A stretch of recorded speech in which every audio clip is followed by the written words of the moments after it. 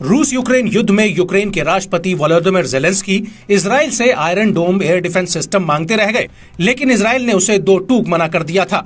यहां तक कि इजराइल के पीएम बेंजामिन नेतन्याहू ने यह भी कहा था कि वो यूक्रेन को सैन्य सहायता नहीं देंगे।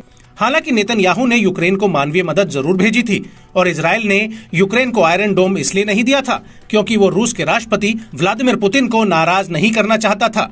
दरअसल रूस का सीरिया के आसमान पर अच्छा खासा कंट्रोल है और सीरिया में हिजबुल्लाह और ईरान के आतंकी संगठनों के ठिकानों पर इजराइल हवाई हमले करता है, लेकिन वो रूस को इसकी एडवांस में जानकारी भी भेजता था।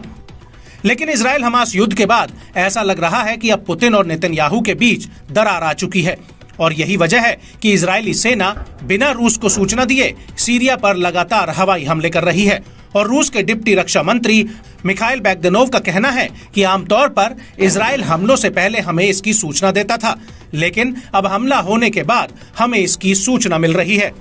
और सीरिया में इजराइल के हमलों से ऐसा लग रहा है कि हमास के बाद अब सीरिया इजरायली सेना के टारगेट पर आ सकता है, लेकिन अमेरिका नहीं चाहता कि इस युद्ध में सीरिया या फिर ईरान शामिल हो। हालांकि 24 अक्टूबर को इजरायली सेना ने दक्षिणी सीरिया में सबसे बड़े हथियार डिपो को निशाना बनाया था।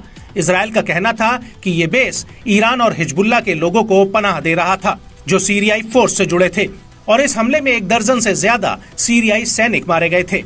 इसके अलावा इजराइल ने एक एयर सर्विलांस राडार को भी तबाह किया था और इन हमलों से पहले इजराइल ने इसकी सूचना रूस को नहीं दी थी। वहीं 30 अक्टूबर 2023 को इजरायली लड़ाकू जहाजों ने दक्षिणी दारा प्रांत में एक हवाई हमला किया था और कहा था कि सीरिया ईरान और उसके सहयोगियों को इजराइल बॉर्डर के पास ऑपरेट ना करने दे। इसके अलावा इजराइल ने दमकस और ओलेप्पो में 2 हवाई अड्डों को कई बार निशाना बनाया है।